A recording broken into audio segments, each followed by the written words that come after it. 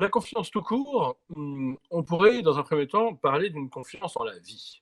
Alors évidemment, est-ce que c'est le bon moment pour en parler quand cette vie est menacée, par le virus? Eh bien oui, précisément, c'est le moment d'avoir confiance. Si on n'a pas confiance en la vie lorsqu'elle est menacée, alors on n'a pas compris ce que c'est que la vraie confiance. C'est comme la joie.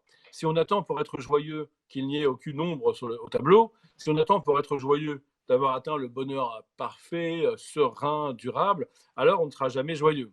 D'ailleurs, au fond, on ne sera jamais heureux, puisque si le bonheur est défini par les sages anciens comme un accord total avec soi et avec le monde, dès lors qu'il y a des injustices, dès lors qu'il y a des morts injustes, dès lors qu'il y a de la violence insupportable, on ne peut pas être heureux.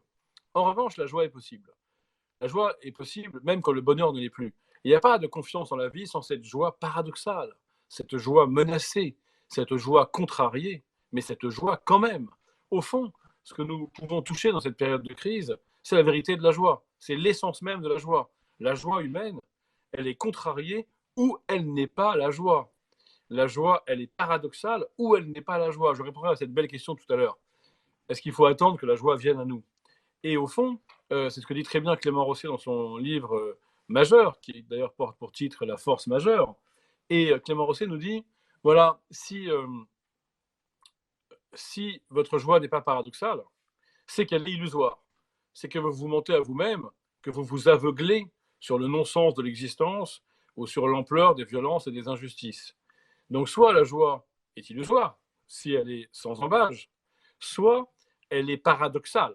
C'est-à-dire que j'ai toutes les raisons de n'être pas joyeux, parce que je sais que certains souffrent, parce que je peux être dans le deuil, parce que je peux avoir échoué, mais je suis capable de joie quand même, parce que la vraie joie est là. Chez un animal très conscient comme l'animal humain, eh bien, il ne va pas conditionner sa joie au fait de n'avoir plus conscience de ce qui fâche.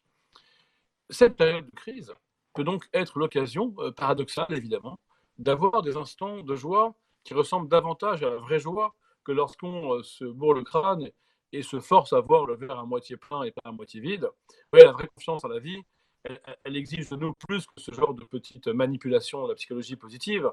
Elle exige une philosophie vraiment positive pour le coup, mais positive paradoxale, c'est-à-dire j'ai confiance en la vie, lors même qu'elle m'inquiète, parce que c'est la vraie confiance.